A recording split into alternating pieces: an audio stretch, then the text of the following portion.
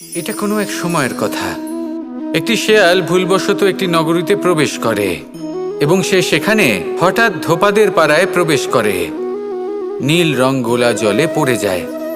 কোনো ক্রমে পালিয়ে পালিয়ে আবার সে বনে ফিরে আসে। অন্য সব প্রাণীরা ওকে দেখে আর ভয়ভীত হয়ে পড়ে। তখন সেই শেয়াল ফোন দিয়ে এঁটে সবাইকে বলল যে আমি হলাম দেবদূত আর তোমাদের সকলকে রক্ষা করতে এসেছি। সবাই ওর কথা মেনেও নিল। প্রত্যেক দিন ওকে ধনধান্য খাবার এইসব প্রদান করতে লাগলো।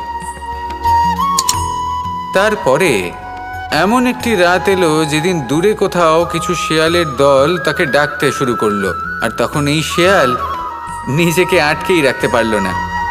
সেও ঠিক শেয়ালের মতোই ডাকতে শুরু করলো।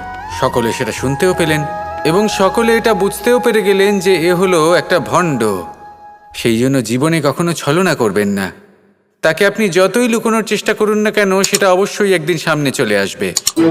আর তার থেকেও বড় শিক্ষা হলো এটা যে কারোর জীবনে সম্পত্তি, ধন ধান্য এসব চলে আসাতে তার বুদ্ধির বৃদ্ধি ঘটে না, তার ব্যবহার শুভ হয় না।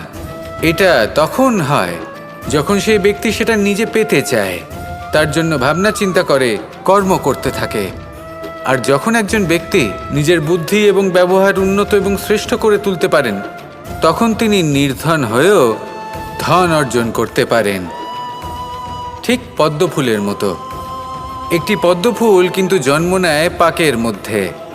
তারপরেও এই পদ্মফুল দেবতাদের প্রসাধনের অঙ্গ হয়ে ওঠে। আসুন আর আমার সাথে ভালোবেসে বলুন, রাধা। এই সংসারে প্রত্যেক ব্যক্তি নিজের সংগ্রাম করে চলেছে। প্রত্যেক ব্যক্তির নিজের লড়াই আছে, আর সেই রণভূমিতে প্রত্যেক ব্যক্তি নিজের যুদ্ধে লড়াই করছেন। আর যদি যুদ্ধের কথা বলি, সেখানে কেউ বিজয়ী হয় বা কেউ পরাজিত। আর এখানে এটা বোঝা অত্যন্ত প্রয়োজনীয় যে কোথায় পরাজয়টা হওয়া গুরুত্বপূর্ণ আর কোথায় বিজয় লাভ করাটা গুরুত্বপূর্ণ। যদি আপনার এই যুদ্ধটা আপনার আপনজনের সাথে হয়, তাহলে সেখানে পরাজিত হওয়াটাই শ্রেয়। কারণ সেখানে পরাজিত হয়ে আপনি প্রসন্নতা লাভ করবেন। কিন্তু যদি এই যুদ্ধটাই আপনার নিজের সাথে হয়, নিজের মনের সাথে, নিজের মানসিকতার সাথে হয়, তাহলে এতে আপনাকে জয়ী হতে হবে। এই সংসারের যে কোনো যুদ্ধ হোক না কেন, সেটা রণভূমির পূর্বে এই মনের মাঝে লড়তে হয়। এবার যদি এই মন আপনার উপরে বিজয় লাভ করে, তাহলে রণভূমিতে আপনি পরাজিত হবেন। কিন্তু যদি আপনি এই মনের উপর বিজয় লাভ করতে পারেন, তাহলে এই সমগ্র সংসারে এমন কোনো স্থান নেই, এমন কোনো রণভূমি নেই যেখানে আপনি জয়লাভ করতে পারবেন না।